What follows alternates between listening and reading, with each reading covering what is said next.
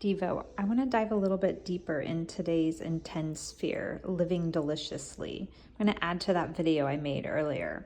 So I'm sitting here memoiring, I'm filling out my pages, and what had come to me is that, I mentioned that you and I are living deliciously, that we're having this exchange of talking about this book.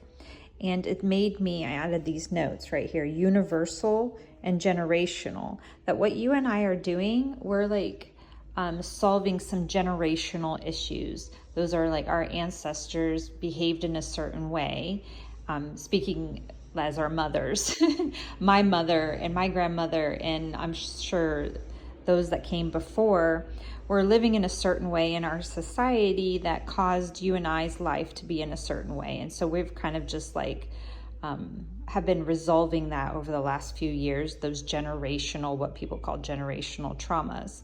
But then I was thinking, because my Refined Sphere Day 7 will end up being about the collective unconscious, that theme that you and I are experiencing is not very unique to us specifically. It's actually kind of an unus mundus.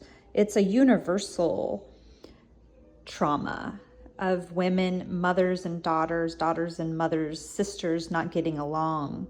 And so I feel like living deliciously, you and I are kind of doing that in this generational way, but also we're learning that on a larger stage of touching what Carl Jung talks about as kind of like the one world, those unconscious, the collective unconscious, those unconscious, subconscious archetypes that are the roles and characters playing out in our life. And so that's kind of like why my purpose as manager is to recognize that life is a stage. It's all a stage. And I have all of these little personas, kind of like if I was playing dolls with you and we're making the Barbies talk. Those are my personas. Those are the experiences of how I'm able to relate to specific people and situations in the outside world. And so the better manager I am of that production, then I think the easier or the more awareness I can have that I'm living deliciously already. So just wanted to add that thought. If you have anything to share, let me know.